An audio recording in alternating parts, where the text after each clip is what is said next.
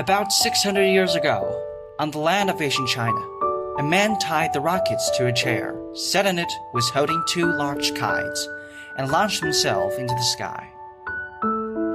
Though he failed. His name was Wan Hu, who first came up with the idea of using rockets to fly and was known as the world's first astronaut. 500 years later, Sheshan Observatory lies in Shanghai, which has witnessed the development of modern astronomy in China for 120 years. It is not only an observatory and a museum, but also the city heart of Shanghai and one of the birthplaces of China's astronomy industry. Today's China has achieved remarkable achievements in both aerospace and astronomical fields.